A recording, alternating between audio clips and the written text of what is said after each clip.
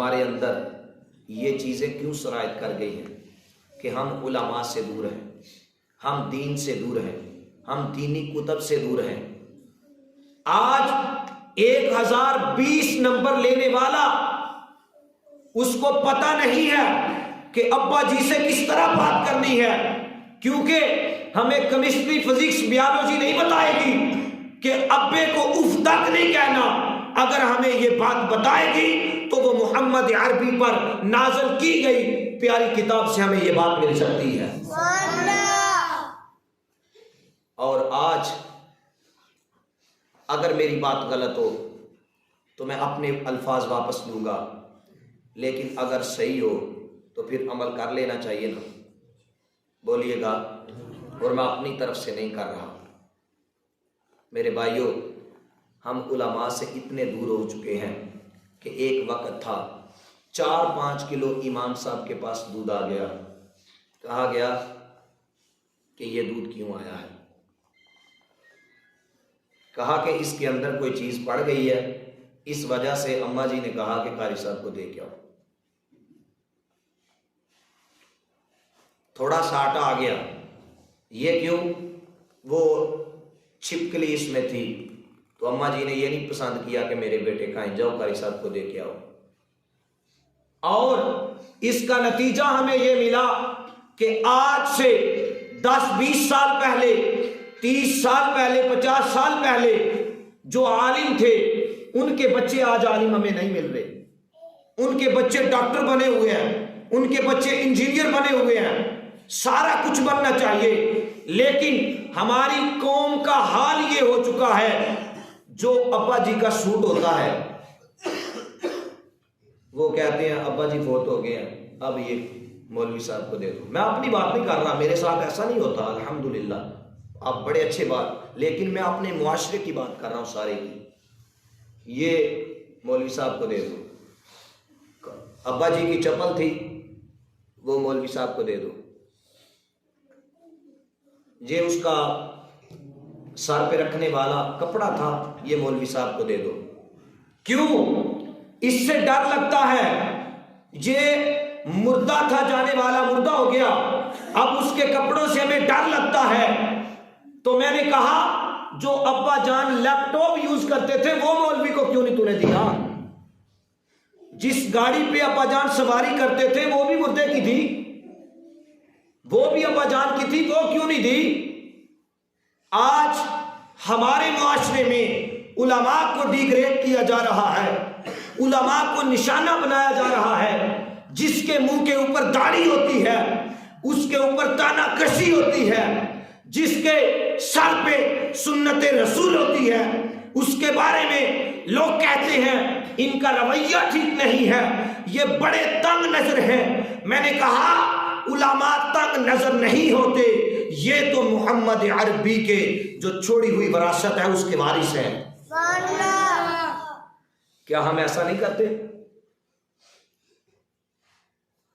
تو ہمارا حال پھر کیا بنے گا؟ ہمارا حال بظاہر اس قوم، اس امت کے اوپر وہ عذاب نہیں آئیں گے، لیکن یہ عذاب کم ہے کہ ہمیں اپنا ہی کھا رہا ہے، یہ عذاب کم ہے کہ ہمارا ہمسایہ ہمیں جینے نہیں دے رہا، یہ عذاب کم ہے کہ ہمیں مسجد تک آنے کی توفیق نہیں ملتی۔ اور جہاں بات میں ایک اور عرض کرتا چلا جاؤں کیونکہ وقت قلیل ہے، میں اکثر بات کیا کرتا ہوں کہ سنت رسول اپنے چہروں پہ سجا لو، یہ بڑی توجہ طلب بات ہے، بڑی ہی توجہ طلب بات ہے۔ آپ توجہ کیجئے، میری طرف دیکھیے۔ میرے شیخ گرامی، استاذ گرامی فرماتے تھے دیکھنے سے بھی پتہ چلتا ہے کہ بندہ کیا کچھ کر رہا ہے، اور دیکھنے سے پریکٹیکلی جو سمجھ آتی ہے وہ کسی اور طریقے سے آ سکتی نہیں۔ کیوں؟ پریکٹیکلی جو سمجھ ہے، جو جس بندے کا سیلون ہے اپنا بال کاٹتا ہے، اس کے بچے کو طریقہ نہیں بھی سکھلایا جائے اس کو کینچی پکڑنا آ جاتی ہے۔ جو ذمہ دار ہے، باپ اگر بیٹے کو نہ بھی بتائے کہ بیٹے یہ کئی کس طرح اٹھانی ہے، لیکن اس کو اٹھانا آ جاتی ہے دیکھ دیکھ کر، تو اسی طرح جو حدیث بیان کی جاتی ہے، جو بیان کر رہا ہے اس کی طرف دیکھنے سے رسول عربی کی حدیث بھی جلدی بندے کو یاد ہو جاتی ہے۔ اب میں اکثر یہ بات کرتا ہوں کہ اپنے چہروں پہ سنت رسول سجا لو، میرے ہر بیان میں یہ بات ہوتی ہے۔ ایک بندے نے کہا جی تنگ آ گئے، میں نے کہا کس بات سے؟ آپ ہر تقریر میں یہی کہتے ہیں داڑھی یار رکھ لو یار۔ میں نے کہا پھر کیا ہوا، کوئی آپ کی پرسنالٹی کم ہو گئی ہے؟ نہیں جی ایک بات کرنا چاہتا ہوں۔ میں نے کہا جی حکم کرو۔ میں کہتا جب بچہ پیدا ہوتا ہے تو اس کے چہرے پہ تو کوئی بال نہیں ہوتا، اس کا مطلب ہے بعد میں بھی نہیں رکھنے چاہیے۔ میری بات سمجھ آ رہی ہے؟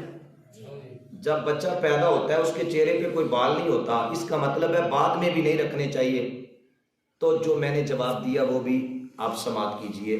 میں نے اس کو بڑے پیار کے ساتھ میں نے کہا تیری بات بالکل ٹھیک ہے، جب پیدا ہوتا ہے کوئی بال نہیں ہوتا، لیکن مجھ سے بھی اپنی بات کا جواب، اگر تو نے یہ سوال رکھا ہے جس طرح کا منہ ہوتا ہے اس طرح کا چمانتا ہوتا ہے، میں نے کہا اگر یہ تیری بات ہے تو جب بچہ پیدا ہوتا ہے اس کے منہ میں دانت نہیں ہوتے، تو پہلے اپنے دانت نکال۔